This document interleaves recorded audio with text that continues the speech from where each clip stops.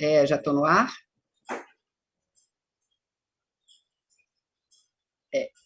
Bom, imagino que eu já esteja. Pessoal, boa tarde. Essa é a última, né, o último horário de apresentação de trabalhos de mesas redondas. Teremos ainda uma conferência que eu acho que vai ser imperdível, mas eu queria falar um pouquinho dessa mesa que eu estou coordenando. A ideia dessa mesa sobre abordagens sistêmicas, ela surge de uma necessidade que a gente, na área da saúde, da epidemiologia, tem de enfrentar aquilo que a gente chama de complexidade. É engraçado, porque a complexidade... Eu estou com a sensação que eu não tô na tela, mas tudo bem, devo estar. Mas uma das coisas que é interessante nessa questão da complexidade é que a estrutura permite ciclos, feedback, e, no entanto, a gente, na epidemia, costuma lidar com feedback como causalidade reversa. Sempre um problema, e não um fato real da situação, da complexidade, da situação das doenças que são estudadas pela epidemiologia. Então, nesse sentido, surgiu a proposta dessa mesa.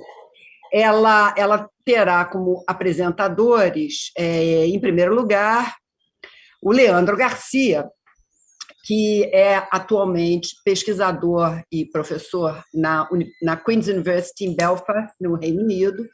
Ele é especialista no uso da ciência de sistemas complexos em saúde pública. A sua pesquisa combina abordagens e métodos epidemiológicos e de sistemas complexos para investigar as interrelações entre fatores comportamentais, ambientais, sociais e políticos que influenciam a saúde das populações. O nosso segundo palestrante é o Dr. Ellis Ballard, da Universidade de Washington, St. Louis, nos Estados Unidos. Ele é professor assistente, assistente de prática em serviço social e saúde pública na Brown School da Washington University em St. Louis, nos Estados Unidos, e é diretor do Social Science Design Lab. Sua área de pesquisa e ensino tem como foco as abordagens de sistemas dinâmicos com comunidades, para promover o acesso à saúde e justiça social. Ele inova em métodos práticos de construção de modelos em grupo, Group Model Building, é bom guardar por causa da sigla, né, que a gente vai ver GMB, em contextos transculturais e capacita futuros coortes de profissionais da área de trabalho social e saúde pública para aplicar a modelagem de sistemas dinâmicos em seu trabalho. O Ellis cultiva a crescente comunidade global em dinâmica de sistemas baseado na comunidade. E, por fim, o Marcelo Gomes, que é pesquisador do Programa de Computação Científica da Fiocruz, doutor em física, especializado em modelos de propagação de epidemias e vigilância epidemiológica. Colaborador científico da Rede Nacional de Vigilância do Vírus Respiratório, coordenador do Infogripe e membro da Câmara Técnica de Assessoramento em Imunização da Covid-19 do Ministério da Saúde. Marcelo foi convidado, inclusive, para falar de redes, que é uma das questões que a gente tem a mais absoluta necessidade de se apropriar, visto o que acontece na difusão e na disseminação de doenças. Rede não é exatamente um tema que se coloca no conjunto das ferramentas, né, da área das abordagens sistêmicas, mas é importante, de qualquer forma, que a gente traga nesse conjunto e nesse contexto para integrar e aproximar esse conjunto de possibilidades e abordagens. Pessoal, vamos dar logo a partida. Leandro, pode começar, você é o primeiro. Muito obrigado, Marília, pelo convite, pela organização dessa mesa redonda. Também muito obrigado à organização do evento, pelo convite. Vou compartilhar minha tela e já começamos com a minha apresentação.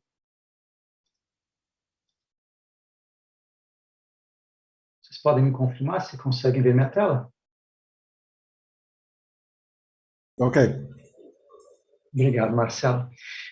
Então, nessa minha fala, nesses próximos 20 minutos, eu vou conversar com vocês sobre um método especificamente para lidar com sistemas complexos, no nosso caso, sistemas complexos em saúde pública, que é a modelagem baseada em agentes.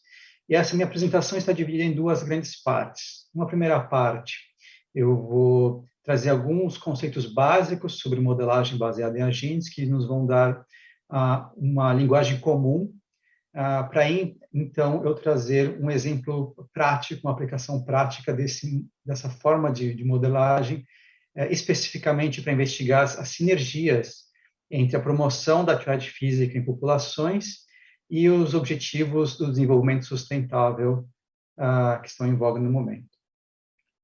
Vamos começar, então, introduzindo o conceito de modelagem baseada em agentes.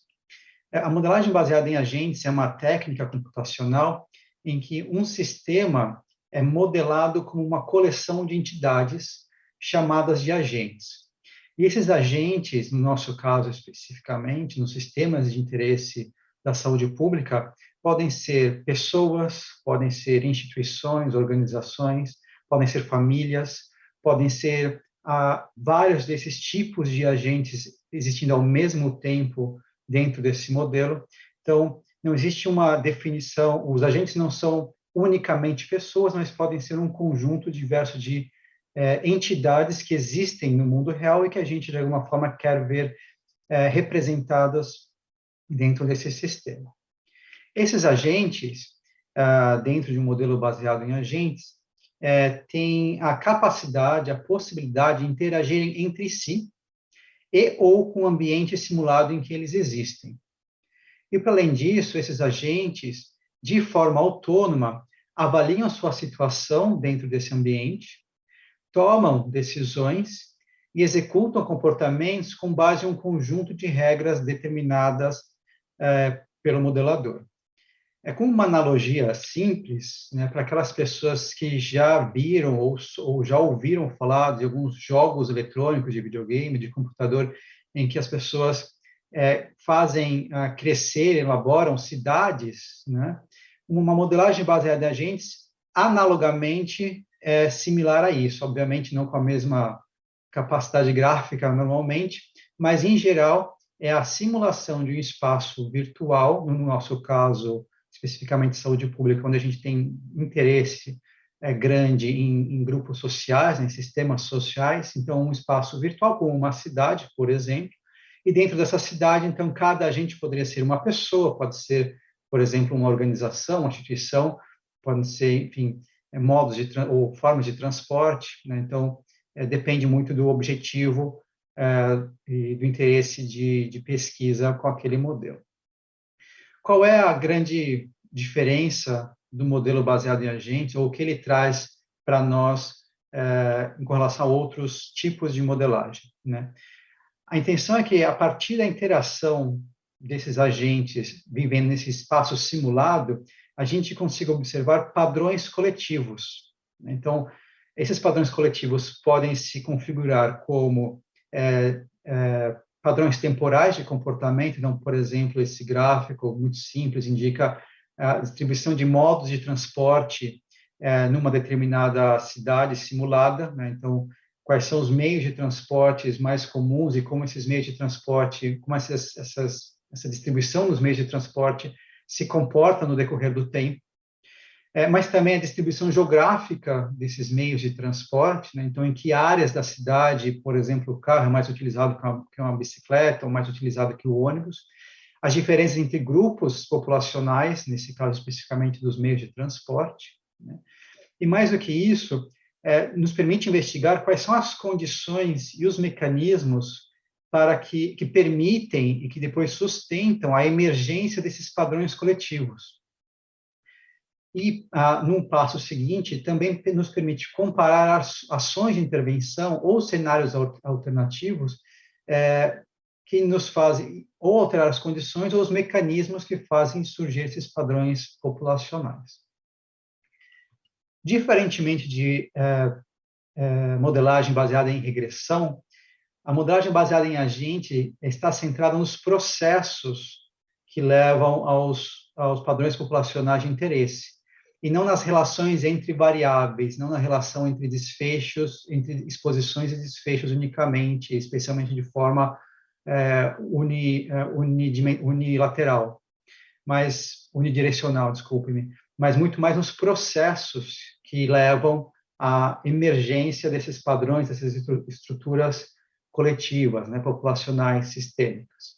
Então, em geral, as perguntas que a gente se faz em uma modelagem baseada em agentes giram em torno de quais são os processos que se quer investigar e que se quer modelar.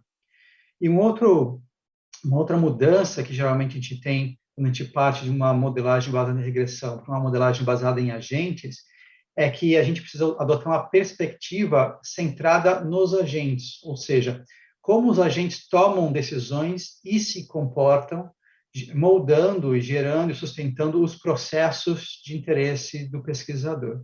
Então,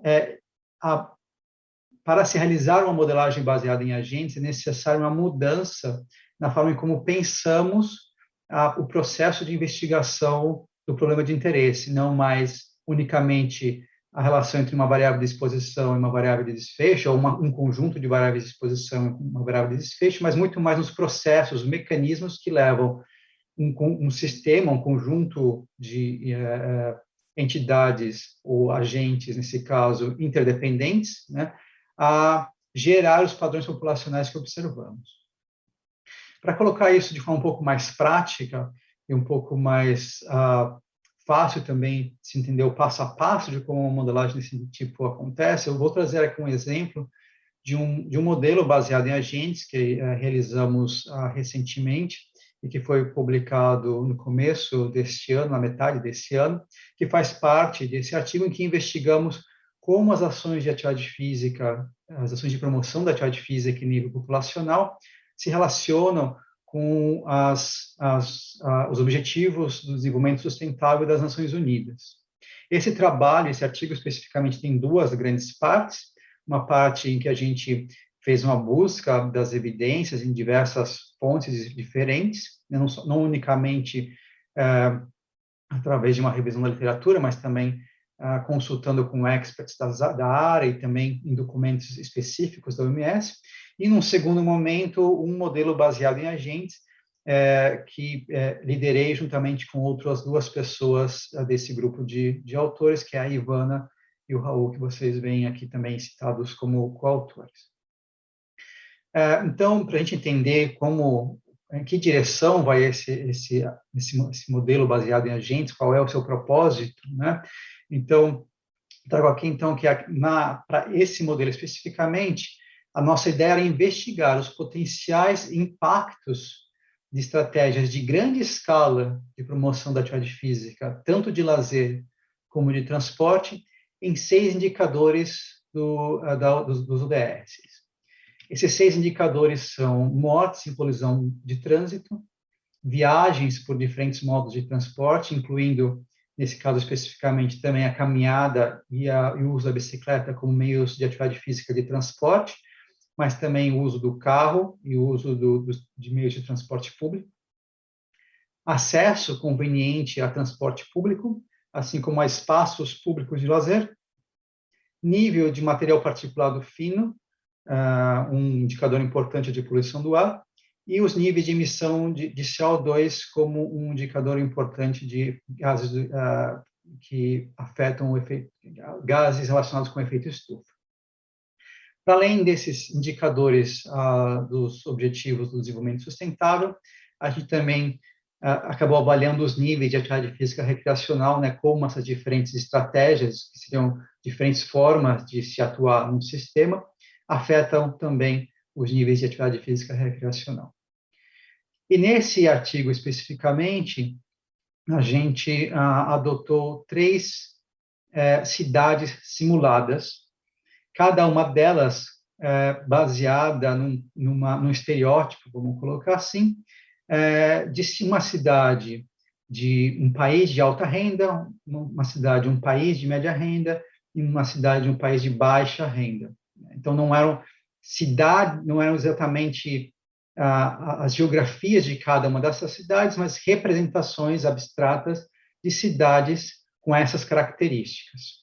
Essas 3 cidades foram baseadas, ou a representação na simulação, né, dessas 3 cidades foram baseadas em informações que a gente coletou de cidades que existem no mundo real, mas elas não são uma representação fidedigna dessas 3 cidades. Para além disso, cada uma dessas cidades, então, continha uma distribuição de espaços para atividade física recreacional, tanto espaços públicos como privados, uma distribuição de locais de trabalho e também de outros espaços para interação social, uma infraestrutura de transporte, tanto com relação à sua distribuição geográfica, espacial, mas também a qualidade dessa infraestrutura na malha da cidade, e também as residências em que as pessoas viviam.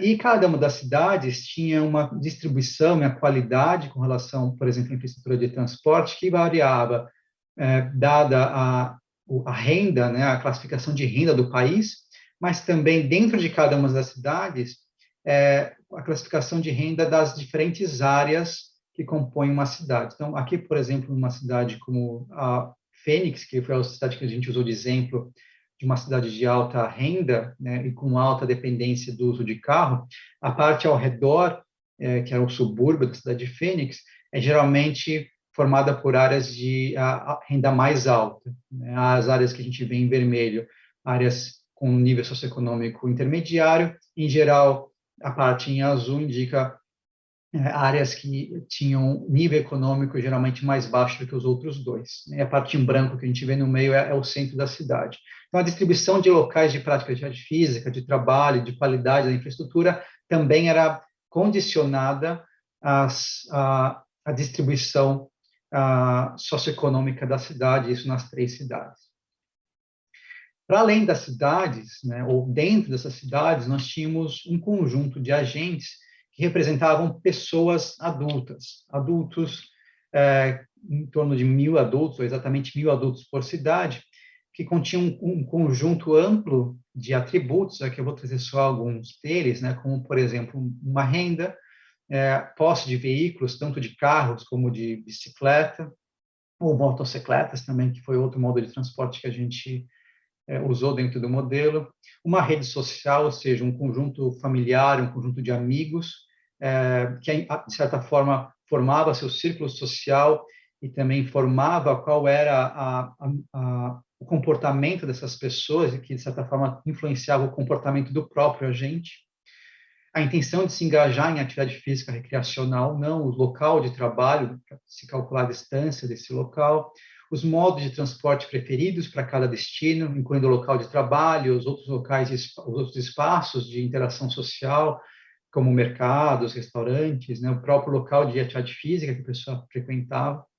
Então, esses eram alguns dos atributos que compunham os agentes. E esses atributos são definidos depois que os processos de tomada de decisão e os processos de interesse no modelo são definidos. Aqui eu trago muito rapidamente, a gente não vai se aprofundar em detalhes desse modelo, mas só para indicar, por exemplo, que a atividade física recreacional influenciava o comportamento das pessoas ao redor daquele agente, assim como da comunidade de forma mais ampliada, né? Que, por consequência, afetava a intenção desse mesmo agente em fazer atividade física recreacional ou não, assim como a sua prática já habitual, né? Esse nível de intenção, então, afetava a atividade física recreacional nos momentos seguintes, e também havia uma influência da qualidade, da localização dos locais os locais de prática de atividade física recreacional. Isso, especificamente, da prática de atividade física recreacional, depois há um conjunto similar, né, um pouco mais complexo com relação às formas de transporte na cidade.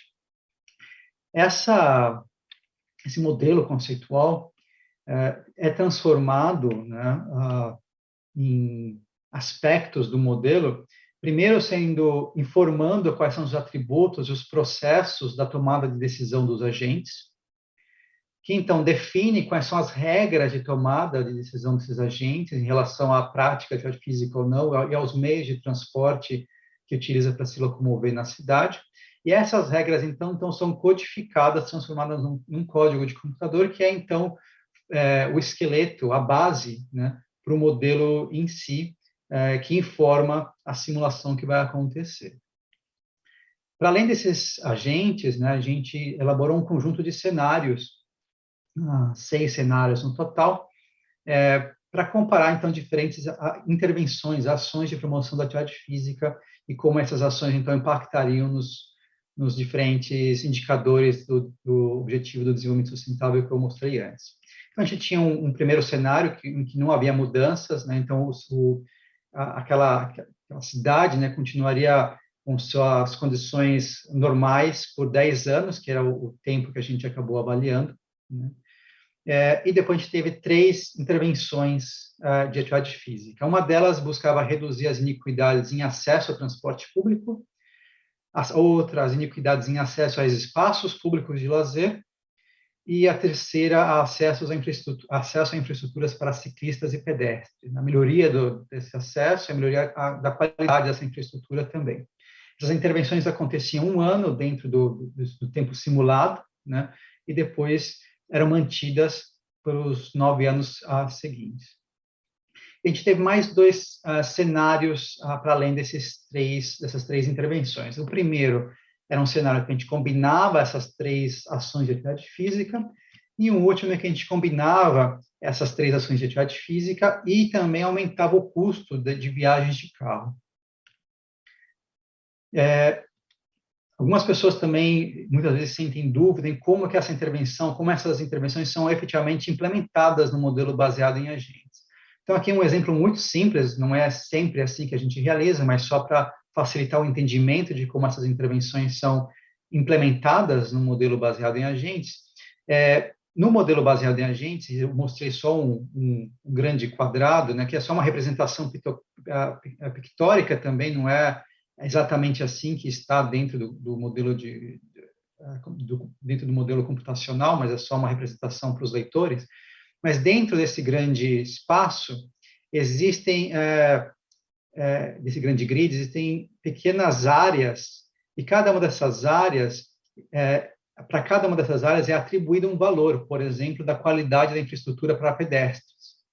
E por exemplo, um exemplo nessa cidade, né?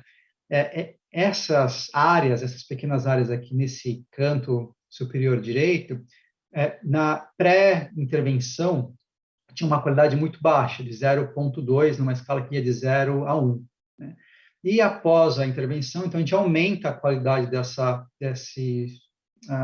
infraestrutura para pedestres nessas áreas especificamente para 0,8, por exemplo, que é o equivalente à média que a gente observava nas áreas mais bem cuidadas, com melhor infraestrutura para pedestres. Então, essa é uma forma simples, né, mas só para demonstrar como algumas vezes essas intervenções são implementadas de forma prática, né, nesses modelos. Aqui eu trago alguns dos resultados, e não é tanto para a gente discutir os resultados em si, mas só para a gente ter uma ideia de como esses resultados são apresentados ou são gerados, né, ou são apresentados para aqueles que querem entender quais são as implicações dessas simulações. No slide seguinte, eu vou fazer um resumo das principais lições. Mas, de forma geral, o que eu quero apresentar aqui para vocês é que esse tipo de modelagem permite, primeiro, que a gente veja o surgimento desses padrões coletivos nessas 3 cidades, e aqui especificamente na primeira linha, com relação ao uso do transporte público, viagens de bicicleta, viagens via caminhada, e também como esses padrões se sustentam, se alteram no decorrer do tempo. E, para além disso, também, como você consegue comparar esses diferentes padrões, considerando as diferentes intervenções, os diferentes cenários. E muito mais do que tentar predizer valores específicos, valores precisos, né? Então, dizer, olha, então, na cidade de baixa renda, em país de baixa renda, se a gente fizer tal intervenção, a gente vai observar um incremento de 20%, ou a gente vai observar, então, no final de 10 anos, um uso de transporte público no nível de 60% das viagens. Mais do que dizer isso, é essa relação comparativa com os diferentes cenários, né? E quais são as implicações nas diferentes cidades, nas diferentes ações e para os diferentes grupos populacionais, né? Ou seja, no nível sistêmico. De forma geral, algumas das lições que nós tiramos é, primeiro, que as mudanças positivas e são mais acentuadas nas cidades de países de baixa e média renda, enquanto nas cidades de países de alta renda e com alta dependência de carro, como a gente simulou, para se observar uma mudança significativa, é necessário a complementação dessas ações por um desincentivo forte do uso do carro. Também a gente observou algumas consequências negativas não esperadas. Então, por exemplo, no cenário que a gente aumentou e melhorou a infraestrutura para a caminhada e ciclismo, houve um aumento forte do uso de caminhada e ciclismo, mas houve, ao mesmo tempo, uma redução visível do uso do transporte público e também um aumento dos acidentes por trânsito, ou mortes, né, por colisões de trânsito. Uma outra lição é que a combinação de ações resultou em resultados superaditivos, ou seja, mais do que simplesmente a simples adição dessas diferentes intervenções, a gente observou um efeito adicional extra a partir da combinação dessas ações, além da anulação de alguma dessas consequências negativas como eu contei anteriormente. E, além disso, a gente observou que os benefícios, em geral, demoram ao menos 5 anos para se manifestarem, dadas as condições e os mecanismos que a gente modelou. Para finalizar, só para indicar alguns dos desafios e limitações especificamente do modelo que a gente gerou, primeiro, antes de falar dos desafios, eu gostaria de reforçar, né, que esse modelo acabou incluindo 2 comportamentos que eram determinados, né, por atributos individuais, interpessoais e ambientais, 3 cidades com ambientes únicos, né, e também atributos socioeconômicos distintos, únicos, né, 6 cenários e 6 desfechos. Né? Então, como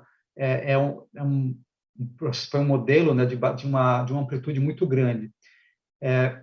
Em contrapartida, né, para conseguir essa amplitude nas ações, enfim, em outros aspectos do modelo, a gente teve que passar por um processo de simplificação da complexidade espacial. É possível fazer ou elaborar modelos baseados em agentes que são muito mais realistas, né, em correlação ao espaço em que representam. É também preciso lembrar, né, que o processo de tomada de decisão pode variar entre países, né, e inclusive entre pessoas dentro da mesma cidade, e isso não foi capturado no nosso modelo. Outros fatores, para além daqueles que fazem parte do nosso modelo conceitual, podem afetar a atividade física recreacional e de transporte. E, por fim, as cidades que nós simulamos não representam todo o espectro de cidades reais, mas só um pequeno recorte. Era isso tudo que eu tinha para hoje. Muito obrigado, Marília.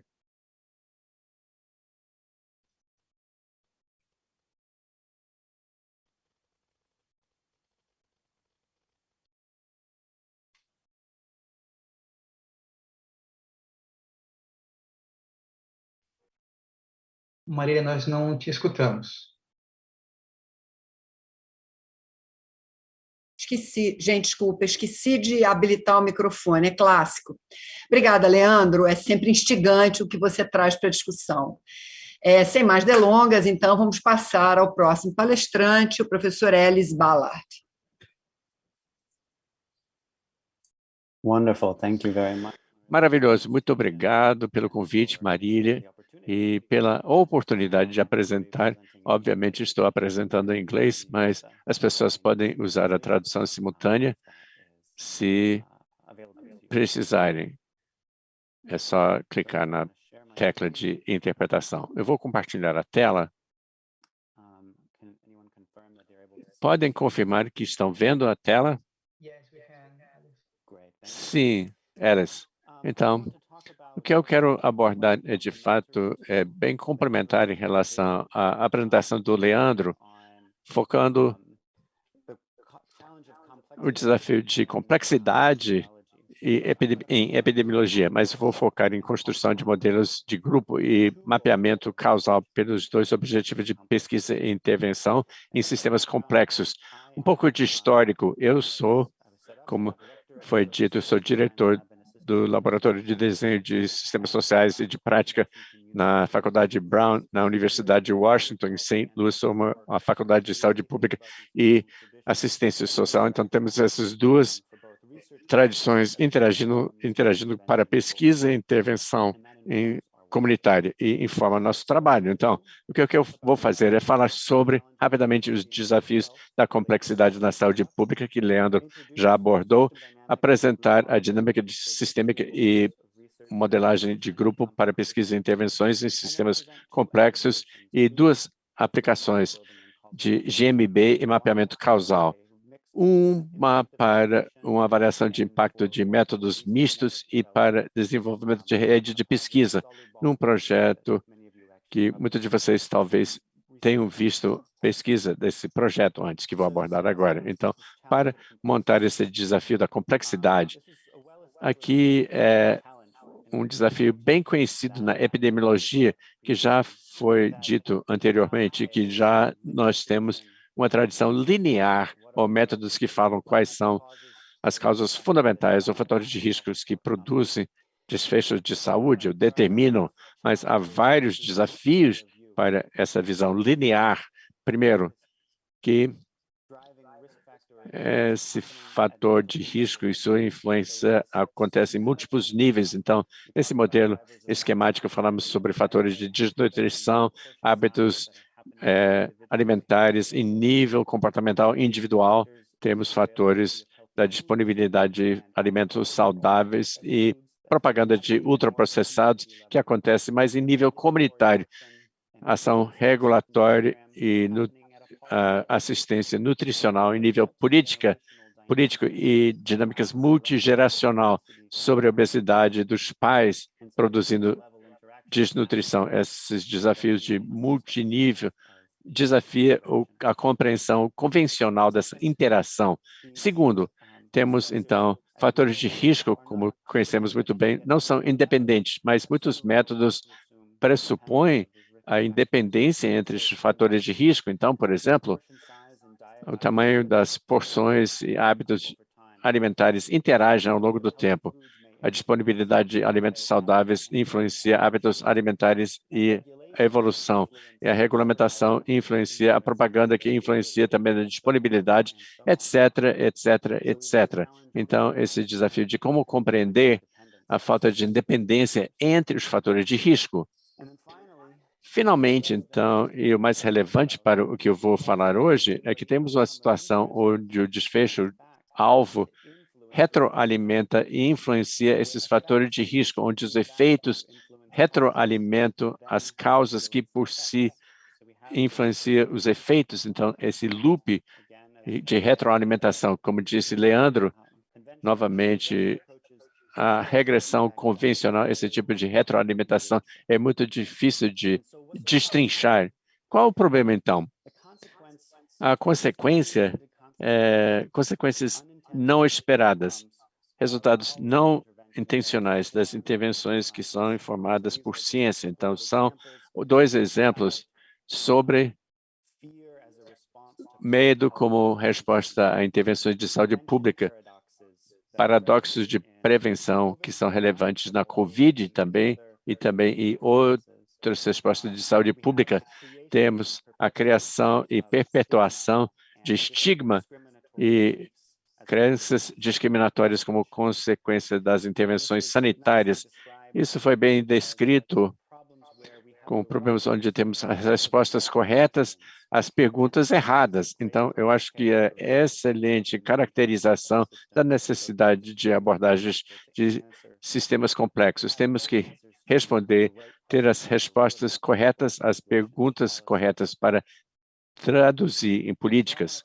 Então, eu quero falar sobre dinâmicas sistêmicas como ferramenta para tratar problemas de sistemas complexos. A dinâmica sistêmica é o primo da modelagem baseada em agentes, como o Leandro falou. A definição formal que eu utilizo é que a dinâmica sistêmica é o uso de mapas informais e modelos formais com simulação computacional para descobrir e compreender a estrutura de retroalimentação que cria comportamento sistêmico.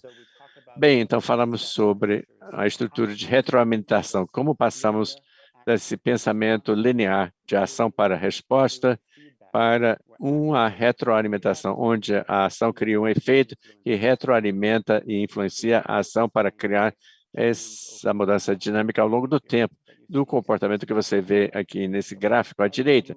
Então, como entendemos a estrutura dessas ações e efeitos com os seus loops de retroalimentação e usamos mapas informais. É o que vou falar hoje, inclusive. Esses mapas qualitativos de gráficos de loops que descrevem hipóteses da estrutura de retroalimentação que influencia o comportamento sistêmico. Aqui é uma seção, um artefato de uma oficina em São Paulo com a Salurbal, essa oficina Salurbal. Então, usamos modelos formais com simulações computacionais para fazer análises mais formais sobre alavancagem potencial de sistemas. Aqui é uma instantânea de uma simulação conceitual e sua interface com o trabalho que eu fiz com o Banco Interamericano de Desenvolvimento, o BID, com resposta do sistema de saúde à transmissão de malária na América Central. E aqui a física subjacente desses modelos vocês conhecem, saibam ou não, muito da discussão que temos nas notícias sobre ideias de achatar a curva da transmissão da Covid, realmente é baseada no CERN, sobre estrutura de sistemas dinâmicos, que usamos para modelagem de agentes também, os compartimentos suscetíveis se infectando e depois se recuperando. E na fase mais simples, ou representação mais simples, podemos usar, então, esses arcabouços para abordar sistemas de comportamentos complexos e ficar aparente como isso funciona nas doenças infecciosas, mas o desafio de dizer como ampliamos essas fronteiras para compreender doenças não transmissíveis, políticas sociais, interação social e como influenciam a transmissão das doenças que torna essa pergunta muito mais difícil. Portanto, o foco da modelagem na dinâmica de sistemas comunitários é quais são as fontes de dados estruturais para esses sistemas e a análise desses sistemas complexos. Então, o desafio é que, se você pensa em comportamentos multinível, interações também, e efeitos de retroalimentação, como nós descobrimos os dados para informar esses modelos, como conceitualizamos esses sistemas quando a maioria dos dados que dispomos não são longitudinais, não são focados nas regras de decisão e nesse tipo de informação estrutural. A base da dinâmica sistêmica propõe que os dados numéricos com os quais nós estamos familiarizados e sobre os quais baseamos nosso trabalho é apenas a pequena peça da disponibilidade final dos dados. Podemos aproveitar dados também de documentação, literatura qualitativa, registros organizacionais e relatórios administrativos. Como mais importante, podemos aproveitar a base de dados mentais de pessoas que vivenciam esses sistemas complexos que estamos descrevendo na modelagem. Então, podemos acessar os dados mentais de como as pessoas se comportam e conceitualizam esses sistemas.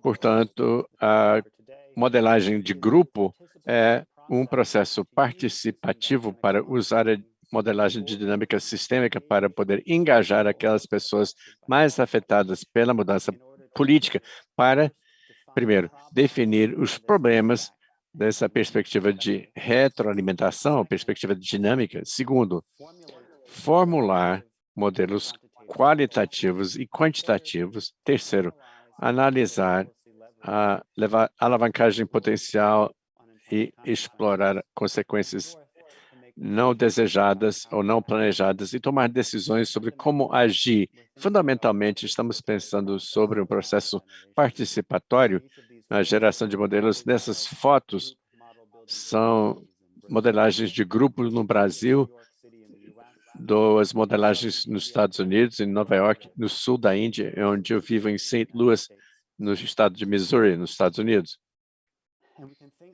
Podemos pensar nesse processo de modelagem de grupo como sequência de atividades estruturadas para gerar dados estruturais, para desenvolver conjuntamente e analisar modelos, pensando sobre, primeiro, as atividades em torno da apresentação, da definição do problema, depois, elicitando os fatores e tendências longitudinais que criam aqueles fatores, priorização e foco, geração de teorias causais na forma de gráficos causais, a síntese para desenvolver uma teoria mais refinada e geração de ideias de ação política para motivar a mudança, e análise formal e reflexão para dizer o que fazer depois. Então, é a lógica da modelagem de grupo como processo iterativo para gerar dados estruturais. E, como resultado, pensamos desse processo participativo como intervenção, onde engajamos com as comunidades e organizações para aplicar a modelagem sistêmica para avançar mudanças políticas, além de um método de pesquisa. Isso acontece concomitantemente, pesquisa e intervenção, juntas num tipo de ciclo de pesquisa-ação, além de um método de pesquisa de ciências sistêmicas para teorias generalizáveis, usando simulação computacional. Então, quero, no resto do meu tempo, falar rapidamente sobre duas aplicações de modelagem de grupo que participei. Acesso à assistência de saúde mental no Afeganistão. O histórico, o pano de fundo, é o estudo liderado por um colega, Jean-François Trani, que trabalha comigo na Universidade de Washington, em St. Louis, em 3 anos, uma avaliação de impacto de um programa de reabilitação comunitária que estava acontecendo em 13 províncias no Afeganistão. Para esse projeto, então, era um programa dirigido pela comunidade sueca pelo Afeganistão. E nosso trabalho, depois do primeiro ano de coleta de dados, descobriu que, ao contrário do que esperávamos, o número de pessoas com doenças mentais envolvidas nesse programa era muito menor do que esperávamos, dada a situação demográfica das comunidades onde trabalhávamos. Portanto, era uma questão emergente que foi baseada em um estudo de pesquisa aplicada, onde tentamos entender se é um resultado de viés na coleta de dados, é um resultado de algo único que está acontecendo com o programa ou algo único que acontece com a saúde mental e doença mental nessas províncias do Afeganistão. Portanto, sabíamos, com base na literatura, que há vários fatores de risco que predizem acesso ao tratamento para a saúde mental, mas a questão era o que está acontecendo nessa situação. Como compreendemos de maneira mais dinâmica o argumento do que está acontecendo aqui? Então, nós realizamos vários conjuntos de oficinas de modelagem de grupo em comunidade. Aqui temos uma oficina, fotos com trabalhadores de reabilitação comunitária para discutir os fatores estruturais de pessoas com doença mental que recebem apoio. Então, aqui é uma simplificação da teoria quantitativa resultante do que estava acontecendo, onde temos, então, estratégia programática que descreve a situação onde os membros da comunidade com sintomas adversos de transtorno mental procuram tratamento, recebem tratamento e depois reduz a prevalência de sintomatologia adversa, mas o que descobrimos por engajar com os trabalhadores de reabilitação comunitária é que havia um processo que estava interferindo, onde buscar tratamento envolvia gastos financeiros que tornaram a pobreza familiar pior e criaram estressores familiares que fez com que as famílias não priorizassem as necessidades das pessoas familiares com transtornos mentais, que estava agindo contra a intervenção do programa. Isso estava prejudicando a sensibilização do programa de reabilitação para tentar elevar a consciência e reduzir o estigma das famílias. Então, o que saiu desse trabalho, uma parte é reconhecimento da viabilidade do engajamento com agente de saúde nessa modelagem de grupo participativo e também a realização de diferentes níveis de estressores familiares que interagem com as crenças estigmatizantes, mais do que o programa compreendia, e o reconhecimento que os esforços de estigmatização estavam em conflito com as preocupações econômicas da família que prejudicavam o alcance das intervenções de reabilitação comunitária. Então, o segundo problema, a aplicação que eu quero falar, é uma que vocês talvez conheçam de outras apresentações sobre a compreensão de estruturas de cidades saudáveis, modelagem de grupo que faz parte do estudo Salubal, que alguns de vocês talvez conheçam, que pergunta o que torna as cidades saudáveis, equitativas e ambientalmente sustentáveis. Então, aqui é um estudo de 5 anos sobre como ambientes urbanos e políticas urbanas impactam a saúde de residentes urbanos na América Latina. Como parte desse trabalho, no primeiro ano do estudo, formamos oficinas de modelagem de grupo para gerar perguntas de pesquisa para construir uma rede de atores políticos, e isso é um esforço de pesquisa, além de um esforço de intervenção para construir essa rede. Aqui é liderado por o projeto Salurbal, na Universidade de Drexel. Então, o desenho desse trabalho tem oficinas iterativas de modelagem com a mesma estrutura que eu apresentei antes, primeiro onde eu trabalho em St. Louis, depois em Lima, Peru, depois em São Paulo, no Brasil, e finalmente em Guatemala Antigua, na Guatemala. Aqui são fotos, talvez vocês apareçam aqui, inclusive, o trabalho de modelagem comunitária de elicitação de fatores, elicitação estrutural e crítica, apresentação e crítica, revisão da elicitação e ideias de ação, que eu já discuti. Repetimos esse processo nas 3 regiões. Depois continuamos fazendo a revisão e evolução desses modelos. Num artigo liderado por Brent Langlier, com várias pessoas, Ivana Stankoff, que Leandro citou, inclusive, é uma síntese multicêntrica do gráfico de Loop, com a teoria da interação de sistemas alimentares comunitários e de transporte também, suas interações.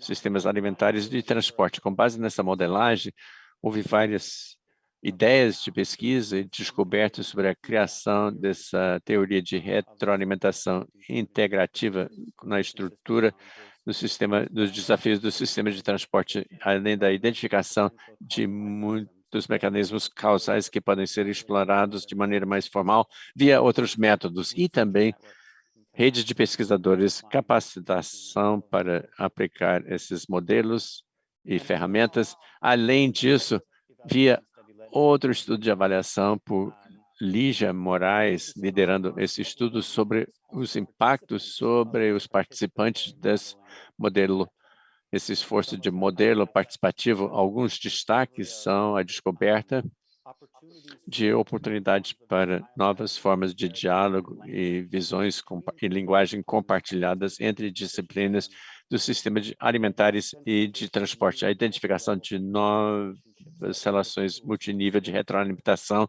que os indivíduos podem explorar no futuro, e a capacidade para integrar os conceitos sistêmicos em trabalhos novos, além da abrangência dessa oficina de capacitação e desenvolvimento comunitário.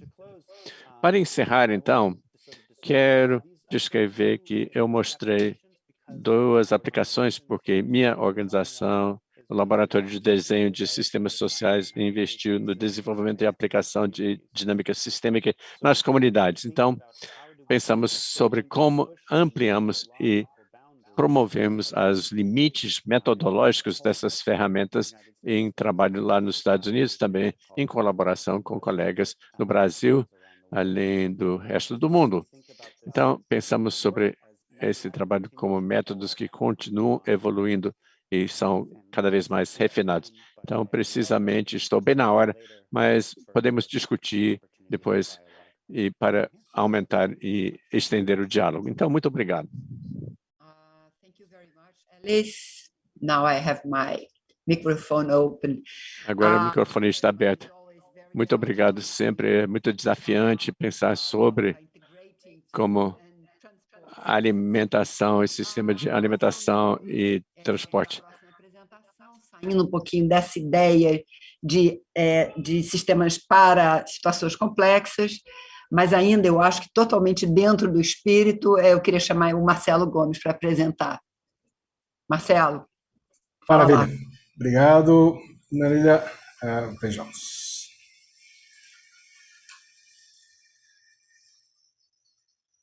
Ok. Então, a ideia da minha apresentação aqui é falar um pouco, né, de teoria de redes aplicado à epidemiologia com um foco específico na questão da mobilidade humana, com um exemplo de estudo de caso, justamente nessa pandemia, né, na epidemia de Covid aqui no Brasil, como é que ela entrou, análise de rotas de entrada no Brasil e como é que a gente pode utilizar essa metodologia também para avaliação de cenários de mitigação, né? Isso está longe de esgotar a ampla gama, né, de aplicações de teorias de redes em saúde pública, né? Apenas um exemplo, tá? Mas para a ideia de ilustrar aqui, vou mencionar também alguma coisa rapidamente sobre o uso também de teoria de redes para modelos de dinâmica de propagação também, mas isso vai ser bem breve lá no final. Bom, eu sou Marcelo Gomes, sou integrante do grupo de métodos analíticos em vigilância epidemiológica do programa de computação científica da Fiocruz. E, bom, aqui claro, deixar uma lista de boa parte, né, das pessoas envolvidas em muitas dessas análises, que eu vou apresentar nessa apresentação. Bom, então vamos lá. Antes de mais nada, né, eu vou tentar contextualizar um pouco aonde que esse exemplo que eu trago na apresentação se encaixa dentro da ideia da vigilância e monitoramento de um surto em andamento, em evolução, em desenvolvimento. Tá? Então, eu começo aqui com uma análise de linha do tempo, né, com exemplos de o que eventos epidemiológicos, né, que vão se desencadeando, ou que podem se desencadear, junto a exemplos de estudos que potencialmente são relevantes em cada uma dessas fases, né, para daí fazer o gancho de onde é que a aplicação em particular que eu trago aqui hoje se encaixa nesse contexto. Tá? Bom, então, quando a gente tem, né, uma emergência de saúde pública de interesse internacional, ou seja, temos aí a emergência de um surto, de um novo patógeno, que, através de análise aí de impacto, se chega à conclusão que tem potencial para gerar um espalhamento a nível internacional, né, se torna bastante importante a gente lançar a mão de estudos que permitam identificar, né, as possíveis rotas de entrada, né, no meu local de estudo de interesse, tá? Qual é o potencial de espalhamento, né, considerando que chegou, então se chegar, como é que isso pode se espalhar no meu território potencialmente? E como é que eu posso também desenvolver ou propor cenários aí de mitigação, de intervenção, né, para fazer uma avaliação de, se eu tomar certas, se eu adoto a medida A, medida B, se eu faço combinação dessas medidas, o que eu espero observar em termos de redução do risco, ou pelo menos mitigação desse risco, ou ganho de tempo para a ação, por exemplo. Tá? E esse vai ser o bloco que a gente vai se concentrar na apresentação. Tá? Depois a gente, obviamente, em algum momento a gente pode acabar chegando numa situação de começar a observar as primeiras importações de casos, né, no nosso território de interesse, né? Então eu começo a observar as primeiras pessoas chegando no meu local de estudo, carregando esse patógeno, né? Aí a gente tem esses eventos de importação. Então se eu consigo monitorar esses eventos, eu consigo então utilizar essa informação, a ideia de até pegando emprestado a ideia, né, é uma espécie de um loop aí de feedback, né, que eu volto então, posso voltar naquelas minhas análises anteriores, né, de potenciais rotas de entrada e potencial de espalhamento, agora à luz dessa informação, né, de que de fato eu estou observando, onde que está sendo de fato as minhas portas de entrada, né, isso eu posso então voltar nos meus modelos anteriores, atualizar com essa informação, né, e gerar novos cenários aí, né, para tomada de decisão. Agora, se a partir dessas importações, em um determinado momento, eu passo a ter, de fato, o estabelecimento desse agravo no meu território, desse patógeno em particular no meu território, aí a gente já está falando de um evento de invasão propriamente dita, certo? Porque não apenas eu tive a importação, as pessoas chegando com o patógeno, mas também sendo capazes de transmitir, certo? E gerar a transmissão comunitária no meu local de interesse. Então aqui começa já uma fase de lançar a mão agora, então, de modelos, né, de análise de situação e, à medida do possível, fazer projeções também, né, para onde esse negócio vai, né, análise de impacto, identificação de grupos de risco e por aí vai. Né, e caso a gente dê a sorte de que esse agravo de saúde em particular apareça no horizonte a possibilidade de desenvolvimento de vacinas para lidar com esse problema em particular, também passa a ser interessante, obviamente, a gente estudar estratégias de vacinação, certo? E aí, obviamente, eu preciso justamente daquele passo anterior de identificação de grupos de risco para poder fazer esse tipo de análise, né? Como eu comentei, a apresentação aqui em particular vai focar nesse primeiro bloco aqui, certo? Nesse momento aqui de como é que eu posso lançar a mão de teoria de redes para fazer essas análises de identificação de potenciais rotas de entrada, né, esses locais, embora geograficamente possam estar extremamente distantes um do outro, a malha aérea internacional permite que, na prática, essa distância seja muito curta. Por quê? Porque o tempo de deslocamento, na verdade, acaba sendo muito curto, certo? E isso faz, inclusive, com que a gente tenha um fluxo de pessoas se deslocando diariamente, inclusive, entre locais extremamente distantes um do outro do ponto de vista geográfico, num volume muito maior do que localidades próximas umas das outras. Né? A gente tem isso na escala, né, de longas distâncias mediadas pela malha aérea. Aqui eu trago um exemplo disso, né, onde a gente tem cada pontinho aqui é um aeroporto, certo? E as linhas representam a existência de voos diretos. Tá? Não estão representados aqui todos os voos diretos entre pares de aeroportos existentes, tá? Mas o que a gente chama do esqueleto, né? Do backbone dessa rede da malha aérea. E aí eu chamo a atenção no seguinte, reparem que a gente consegue enxergar aqui perfeitamente bem todos os continentes, os países, inclusive, né? Os principais centros urbanos, né? Mundo afora. Né? Como é que... o que a gente tem que mudar em termos de entendimento do espaço? A gente tem aqui duas representações do mesmo território, Estado do Rio de Janeiro. Cada pontinho aqui, nesses dois gráficos, representam um município do Rio de Janeiro. Aqui na esquerda, a gente tem a distribuição desses municípios respeitando latitude e longitude da sede de cada um desses municípios. Tá? E as linhas aqui representam a existência de pessoas se deslocando para trabalho e estudo, ou seja, residentes de cada município se deslocando para trabalho e estudo em outro município. Tá?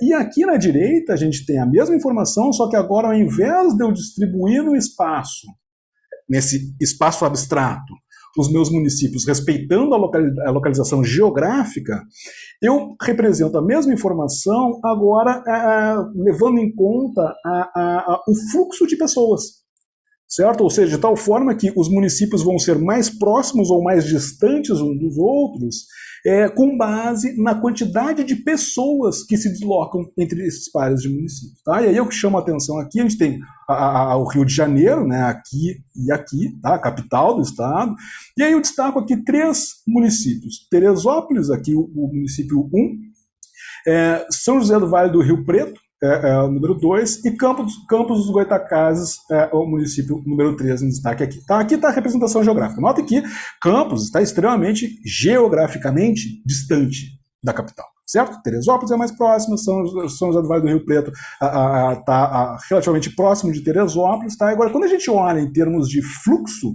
de pessoas, a gente tem Teresópolis quase que grudado no Rio de Janeiro, Campos já muito mais próximo, certo? E uma nuvem aqui de municípios altamente conectadas entre si, e São José do Vale do Rio Preto está lá longe, na periferia.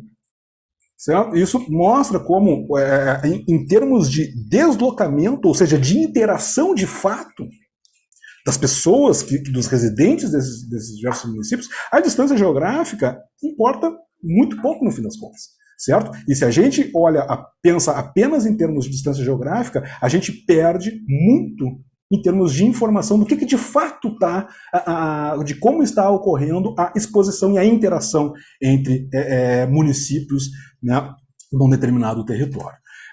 Bom, e aí, né, a gente tem trabalhos aí já bastante clássicos, né, e aqui eu trago uma ilustração que eu acho particularmente interessante, um trabalho publicado por Brockman e Helbing em 2013, tá? Onde eles simulam uma pandemia, um surto, tá, de um novo vírus respiratório iniciado no Sudeste Asiático, particularmente, casualmente, né, onde a gente tem a evolução temporal.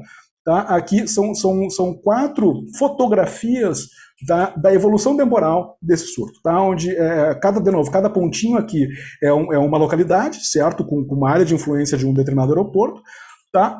E quanto mais escuro, o vermelho mais foco, a tonalidade de vermelho mais escura, maior é a quantidade de casos já ocorridos em um determinado local. Tá? E aí aqui embaixo a gente tem a evolução dessa dinâmica, respeitando a localização geográfica, certo? De cada localidade.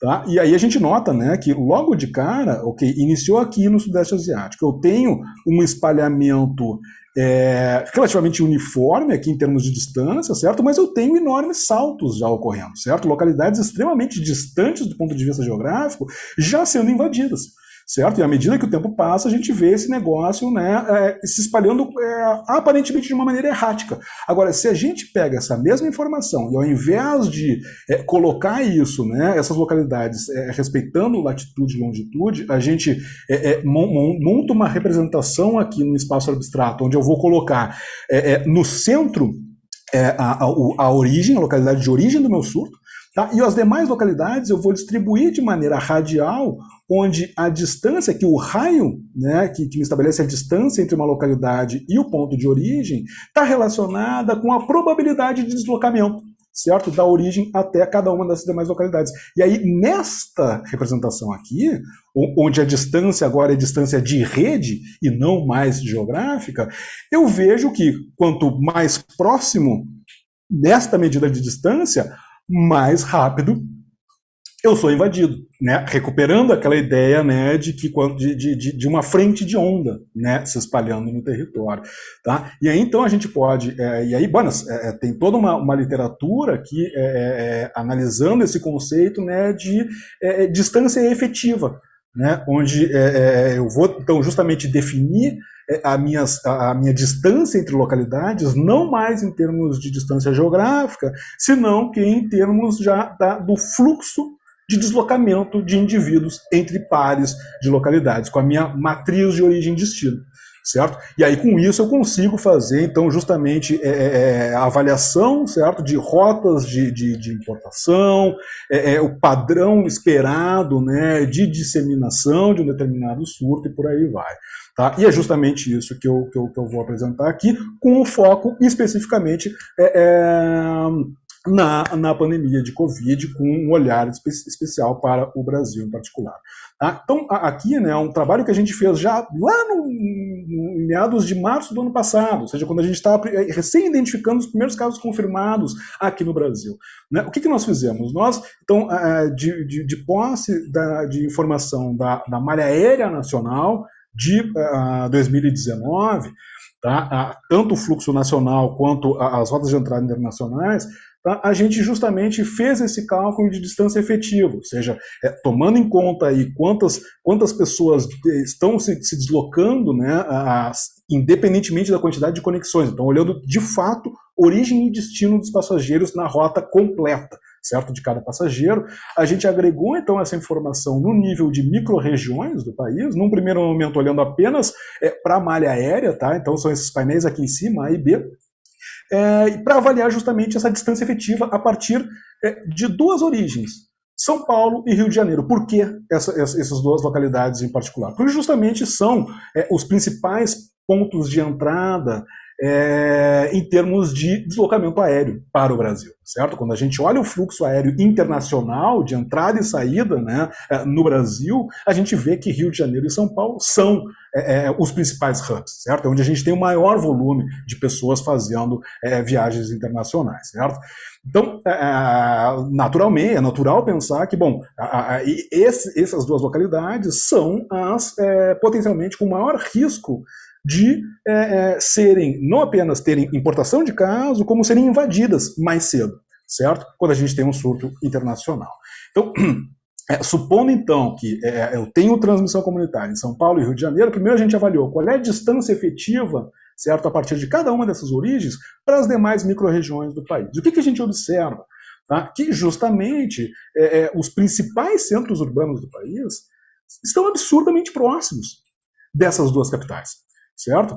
Justamente porque o fluxo, a quantidade de pessoas diariamente viajando entre os grandes centros urbanos para Rio de Janeiro ou São Paulo é extremamente elevado. Então, por mais que geograficamente as capitais estejam extremamente distantes umas das outras, o que invade São Paulo ou Rio de Janeiro rapidamente já coloca em um alto nível de exposição os demais centros urbanos do país. Então a gente vê, né, aqui que principalmente as capitais de todas das regiões sul, sudeste, centro-oeste, tem uma distância efetiva extremamente baixa, ou seja, estão muito próximos, e mesmo as capitais das regiões nordeste e norte também têm uma distância efetiva relativamente baixa, né? E até mesmo algumas localidades do interior, que possuem também um fluxo relativamente importante. Tá? E aí o próximo passo foi, e em termos de probabilidade de invasão propriamente dito. Então agora eu não vou olhar apenas a informação da rede de mobilidade, mas vou acoplar essa informação com informações, com detalhes da doença em particular que eu estou querendo analisar. Então, agora eu preciso não apenas da rede de mobilidade, mas também de informações a respeito da taxa de reprodutividade básica dessa doença em particular. Tá? Então, a gente tinha lá no começo, né, que era por volta de 2,5, certo, para a Covid. Tá? E aí, com isso, sabendo também qual é o tempo típico, né, de duração do período de infectividade, a gente consegue calcular a probabilidade de invasão, né, supondo origens específicas. Então, de novo, tendo São Paulo e Rio de Janeiro como origem, a gente calculou qual era a probabilidade de que em uma geração, ou seja, em um ciclo dessa minha janela de transmissibilidade, qual é a probabilidade que os demais locais sejam invadidos.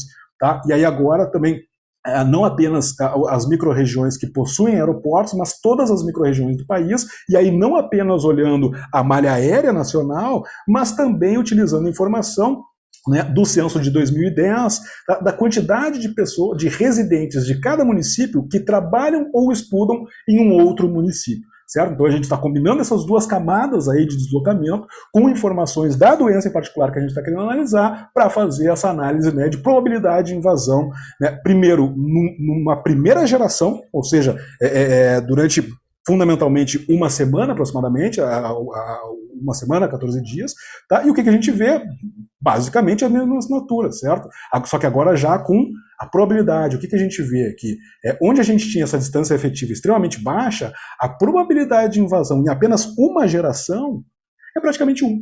Certo? Notem, a gente tem uma escala aqui que vai do roxo até o amarelo, certo? O amarelo é a probabilidade 1, o roxo, probabilidade extremamente baixa.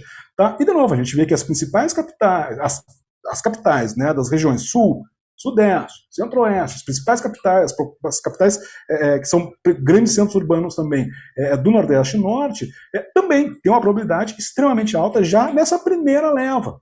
Tá? Ou seja, se estabeleceu, de novo, se estabeleceu em São Paulo e Rio de Janeiro, agora não apenas eu estou sabendo que a exposição é muito alta para os demais centros urbanos, como em um curto espaço de tempo eu já tenho um alto risco de observar invasão nesses outros centros urbanos, tá? E aí agora a gente passa o seguinte, próximo passo. Buenas, e se eu assumir que cada uma dessas localidades, tá, que na primeira geração tem uma probabilidade de invasão de 50% ou mais, se eu tomar elas também como agora invadidas para analisar a probabilidade de interiorização, tá? Então numa segunda geração, que é o que a gente tem aqui no mapa da direita, a gente vê que, bom, lembrem, aqui primeira geração, aqui segunda geração, ou seja, uma vez que se estabeleceu transmissão comunitária nos locais, né, com alta probabilidade na primeira geração, o que acontece na segunda? A gente vê que, bom, a gente tem quase que um contínuo aqui em todo o litoral, certo? Com probabilidade altíssima de estabelecimento, de invasão, certo? E toda a vizinhança agora geograficamente próxima dos principais centros urbanos, porque aí agora a gente já está entrando com o efeito da mobilidade ali terrestre, certo? E aí são menores distâncias. O que a gente observou de fato? Tá? Quando a gente olha os dados. Aqui pegando os dados já compilados até final de setembro do ano passado, o que a gente teve, né, de ocorrências começo de março do ano passado? Justamente o que? Casos pipocando nos principais centros urbanos do país. Tá? E já ao final de março, o que a gente tem? A gente já tem aquela faixa litorânea, a vizinhança imediata dos principais centros urbanos, ou seja, esses dois mapas aqui de probabilidade de invasão, né, eles guardam uma correspondência muito grande com o que de fato se observou, porque justamente esse é o ponto, né? A gente tem principalmente para vírus respiratórios, é a mobilidade que está mediando, porque a gente não tem a dependência, né, de uma estrutura ambiental, como é o caso de doenças transmitidas por vetores, por exemplo. Eu não preciso de um ambiente favorável para o vetor, basta eu ter gente, basta eu ter circulação de gente circulando, tá? E agora, avançando aqui no processo, agora o que a gente pode pensar em termos também de cenários de mitigação, de intervenção? Utilizando a mesma metodologia de distância efetiva, a gente consegue estimar também não apenas a distância, mas também quanto tempo aproximadamente leva até eu observar essa invasão, certo? Os primeiros casos de estabelecimento de transmissão comunitária, tá? Então a gente pode usar essa abordagem, tá, para ver, buenas, se eu faço intervenções locais, ou seja, medidas, né, não farmacológicas ali de distanciamento físico, por exemplo, uso de máscara, etc., né, para diminuir a minha interação dentro de cada município, então eu estou fundamentalmente alterando R0, certo? Então, cada um desses três painéis aqui, a diferença de um para o outro é o nível de adesão a essas medidas de distanciamento físico.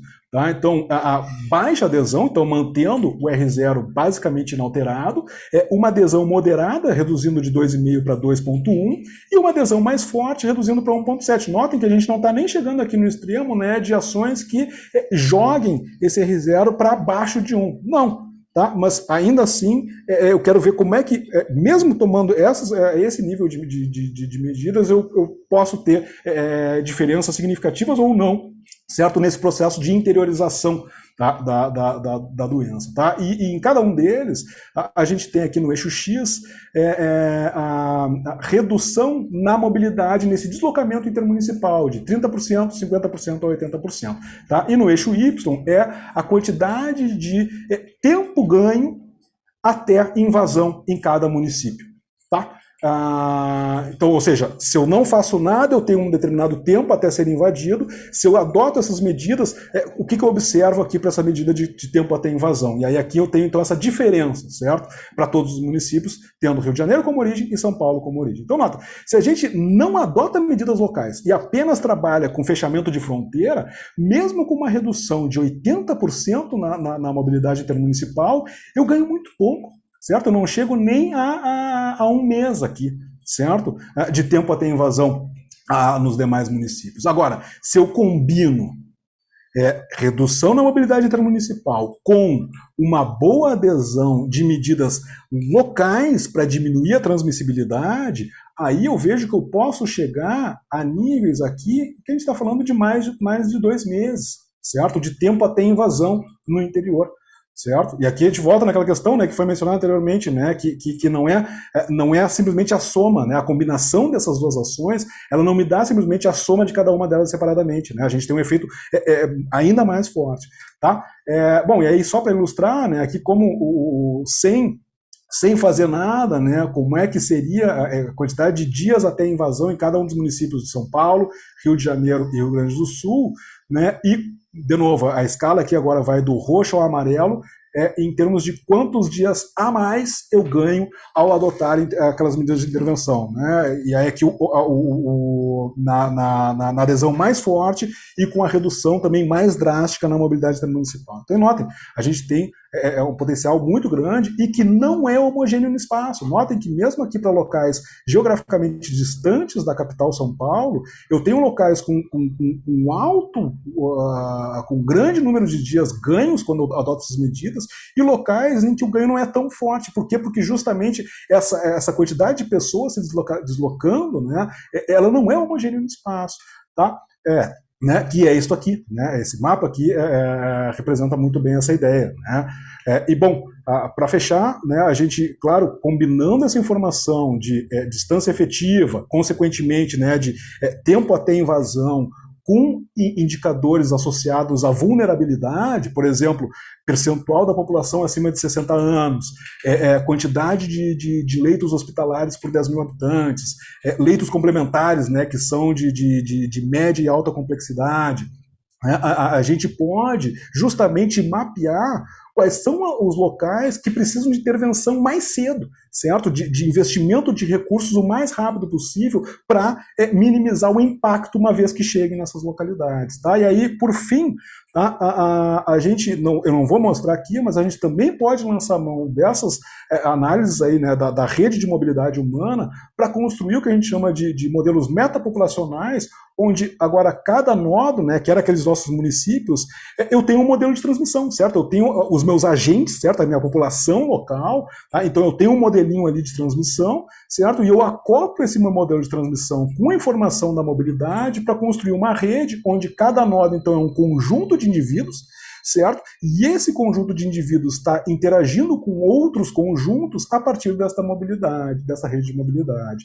Tá? Então, com isso, eu fecho aqui o que eu tinha para apresentar hoje em termos de um exemplo de aplicação, né, de teoria de redes, em particular para essa fase, né, de avaliação de potencial, rotas de introdução e investigação de cenários de mitigação, e lembrando, né, isso é apenas uma das enormes possibilidades, das inúmeras possibilidades, né, de utilização de teorias de redes para modelos, né, de extrema relevância para a saúde pública em particular. E aí, o que está debaixo do tapete aqui? O acesso a essa informação. Então, a gente precisa entender que essas informações de rede de mobilidade, seja ela malha aérea, seja terrestre, seja deslocamento dentro de cada intramunicipal, ou seja, dados de bilhetagem de transporte público, dados de telefonia celular, eles deveriam ser entendidos como dados de extrema importância para a saúde pública, consequentemente, de acesso público, coleta e acesso público a essa informação, obviamente respeitando, né, todas as questões de privacidade, né, mas é fundamental que a gente não... Porque qual é a realidade hoje? A gente está amarrado a dados de difícil acesso, os dados de bilhetagem, em geral, não são adequados para esse tipo de análise de origem e destino. Quando a gente enfrenta barreiras econômicas e políticas de acesso a essa informação, elas são de uso restrito. Os dados de telefonia celular, por exemplo, que são excelentes também para a gente inferir esses deslocamentos intramunicipais, são dados das companhias de telefonia pública, de telefonia celular, que são dados privados, por mais que a informação seja individual, né, e extremamente relevante, né, de interesse público. Tá? Bom, com isso eu encerro, agradeço aqui os colaboradores e agradeço imensamente a oportunidade, né, o convite para estar participando dessa mesa e fico aí à disposição para as discussões. Muito obrigado. Obrigada, Marcelo.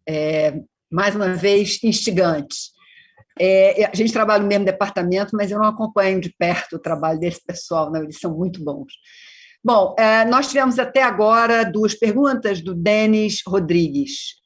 Uma das perguntas, ele fala quais os desafios para termos ou ampliar o Systems Thinking no ensino e na pesquisa em epidemiologia. Ele dirigiu especificamente para a ENSP e Fiocruz, acho até porque ele anda por lá, mas eu acho que isso é um problema geral. Eu acho que os desafios para introduzir esse tipo de lógica e de maneira de pensar na epidemiologia não são simples. A gente tem uma cabeça muito voltada para fatores de risco e desfechos, modelos de regressão. Mudar essa cabeça não é uma coisa simples. Eu acho que a gente está tendo uma janela de oportunidade em torno enfim, em torno da fama, ou melhor, do uso que os modelos de dinâmica sistêmica tiveram agora durante a pandemia.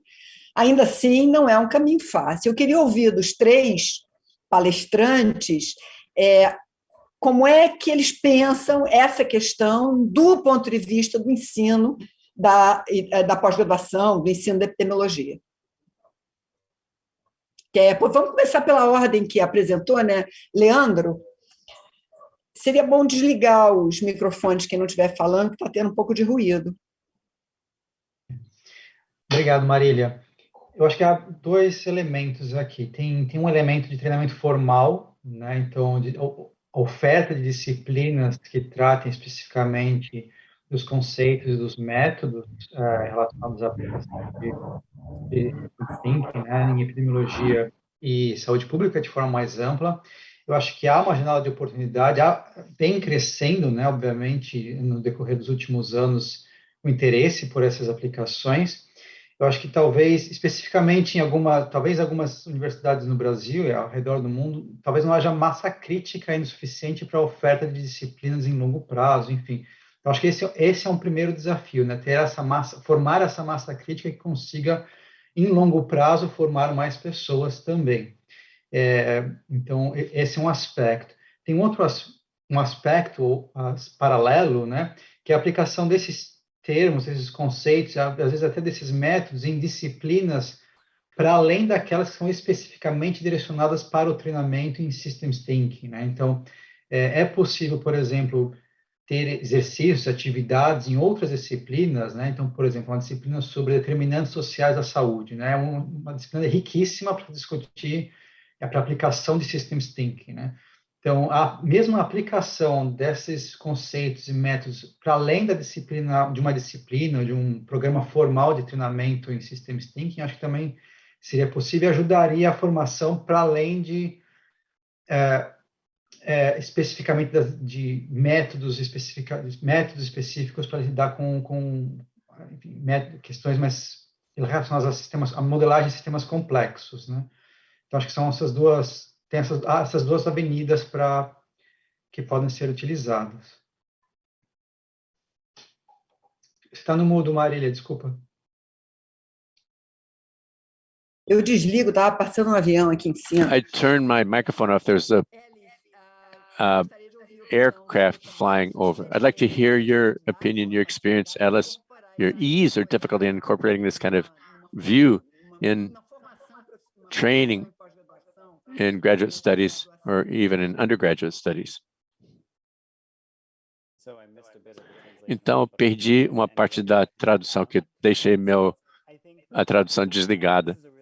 É realmente uma pergunta muito importante que eu lido muito no meu trabalho.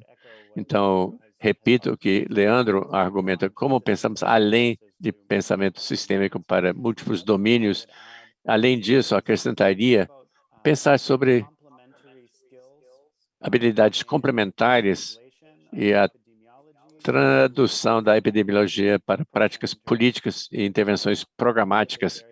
Uma das grandes barreiras que eu vejo nos programas de saúde pública é que só estamos pedindo que as pessoas se engajam com o Systems Thinking como exercício acadêmico ou intelectual. Estamos perdendo o grande potencial como ferramenta para apoiar a tradução da epidemiologia para a prática e traduzir também a prática, ideias de prática para informar a pesquisa epidemiológica, e isso exige outras habilidades em torno da facilitação, engajamento comunitário diálogo político e comunicação, que muitas vezes nós, inclusive na minha universidade, nem sempre enfatizamos em capacitação ou formação acadêmica em epidemiologia, saúde pública. Então, temos que ampliar a base de habilidades profissionais e capacitação para integrar systems thinking com prática aplicada, em vez de apenas um exercício acadêmico.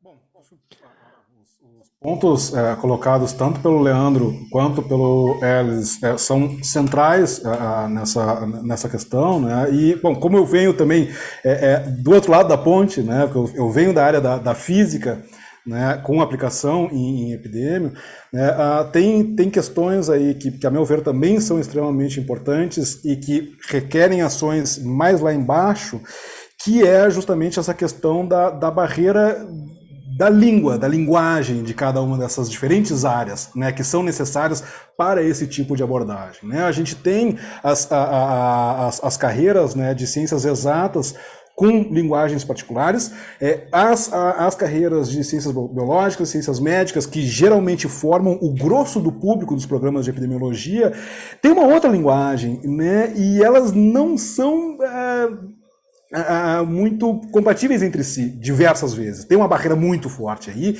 e que, infelizmente, começa lá na graduação, né? E a gente vem lidar com esse público já na pós-graduação. Então, a gente pensa muito, a gente tem pensado, na Fiocruz em particular, né, em cursos e disciplinas nos programas de pós-graduação, e que acabam, muitas vezes, barrando numa barreira que vem lá da formação, seja do pessoal que veio das exatas para o programa de pós-graduação, que aí falta um pouco mais de base fundamental, né, nas questões biológicas, e o pessoal que vem das biológicas falta um conhecimento de base justamente na área de exatas, né? Ficam esses dois mundos com uma dificuldade muito grande de se comunicar nessas disciplinas, e aí para quem está ministrando essa disciplina também fica um desafio muito grande, né? E aí entra um pouco o que o Ellis comentou, né, que não é uma questão só da gente pensar cursos, mas de integração realmente de grupos de pesquisa inter e transdisciplinares para a gente formar essa massa base e também, a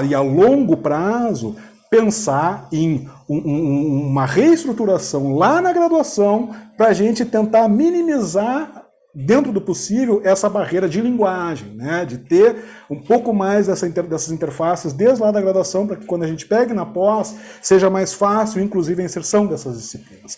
Tá? Então, até para não me estender muito, acho que os pontos já trazidos pelo Leandro e Ellis já dão conta de grande parte do problema. Eu queria só destacar essa questão da linguagem e que a gente precisa pensar nas duas pontas, não só na hora dos grupos de pesquisa e cursos de pós, mas também em longo prazo, lá na graduação também.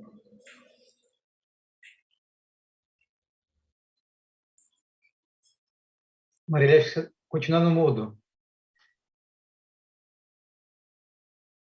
Desculpa, entendeu? Um dia eu vou aprender a ficar nesse remoto sem esquecer de ligar o microfone. Eu acho que nós temos só mais 2 minutinhos. Eu acho que eu gostaria de chamar a atenção para um ponto que o Ellis falou bastante, mas que todos os 3 apresentadores trouxeram de uma maneira bem explícita. A ideia de uma abordagem de um pensamento sistêmico está muito ligada à perspectiva de uma intervenção, está muito ligada à perspectiva de uma ação, de desenhar cenários, de pensar, de fato, na intervenção. E aí, nesse ponto, eu acho que trazer, Marcelo, complementa essa ideia que você trouxe, a gente aprender também a falar para o gestor, a gente aprender também a falar com os grupos de interesse. Ou seja, quer dizer, nossa perspectiva como epidemiologistas não é apenas gerar informação, é gerar informação e pensar para onde que ela vai ser levada, como que ela vai ser levada, pensar na divulgação científica, na interação com gestores. Eu acho que é um pouco parte de algumas das apresentações que a gente teve nas conferências aqui nesse congresso. Pessoal, o nosso tempo, pela minha conta, são 3h30, não é isso? São 3h30, eu acho que o nosso tempo se encerrou.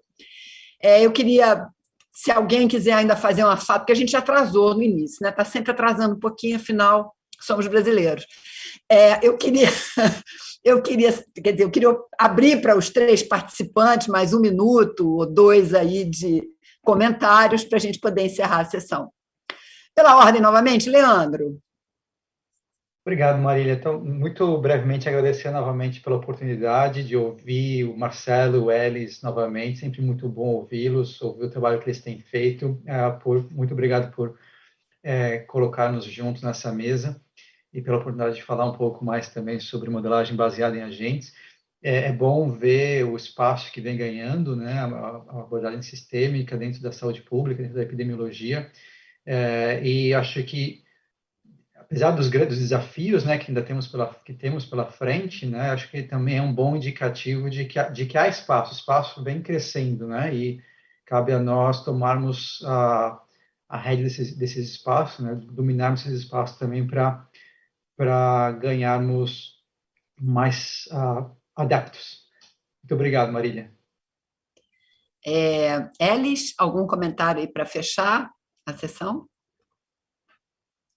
I would like to thank you. Sim, quero agradecer a você, Marília, e também pela oportunidade de estar num painel com Leandro e Marcelo. Eu acho que Marcelo, você descreveu como oportunidade para pesquisa transdisciplinar. Ciências sistêmicas são uma das oportunidades mais empolgantes para juntar disciplinas, e as 3 apresentações falaram sobre aplicações de ciências de sistemas que juntando pesquisadores de diferentes partes do mundo, do país, e com diferentes métodos. Então, realmente, parabenizo o Congresso por abraçar essas ideias e recomendo continuar, porque eu acho que é uma área muito interessante para forjar novas oportunidades e novos métodos. Então, sim, é excelente oportunidade e agradeço a todos. Também, obviamente, agradecer imensamente a oportunidade de participar nessa mesa e queria destacar como último comentário, né, a questão que eu acho que eu torço para que a gente aproveite esse momento que a gente está vivendo, em que, mais uma vez, ficou muito claro a importância, né, e a relevância desse tipo de combinação de áreas para resultados e aplicações e, obviamente, intervenções em saúde pública, né? Toda pandemia, todo grande surto nos lembra isso, e eu sinto que a gente, sempre depois que passa, a gente acaba esquecendo, voltando para o nosso cantinho de segurança, e essas pontes acabam ficando negligenciadas e muitas delas se quebrando no meio do caminho, né? Então eu torço muito que essa pandemia, como mais uma vez ficou claríssimo a relevância dessa inter e transdisciplinaridade, eu torço muito para que a gente aproveite esse momento para justamente reforçar e dar manutenção a essas pontes que foram construídas entre diversos grupos, né, para que isso possa, de fato, ser algo que se mantenha daqui para frente, né? Vem avançando, mas vem avançando devagar, a meu ver. Eu acho que a gente torço para que essa pandemia não fique apenas no desastre e na dor, ela fique também com esse pequeno legado aí importante, né, de uma mudança, né, na realidade das diversas instituições que trabalham com saúde pública e dos agentes de saúde pública se apoiando nesse conhecimento para, de fato, tomada de decisão. Bom, pessoal, frente às propostas que vocês apresentaram, vou convidar todo mundo ano que vem para dar um curso, workshop, certo? Afinal, todo mundo se dispôs a isso. Gente, brincadeira à parte, a próxima conferência vale a pena assistir, do Guilherme Werneck, sobre o que a epidemiologia aprendeu nesse pesadelo que a gente viveu e ainda vive, eu acho que vale a pena. Pessoal, fechando o congresso, muito obrigada a vocês, eu adorei a possibilidade de estar discutindo com os 3 parceiros, vou chamar de parceiros, hein? Muito obrigada, gente, até, Tchau, tchau! Tchau, tchau.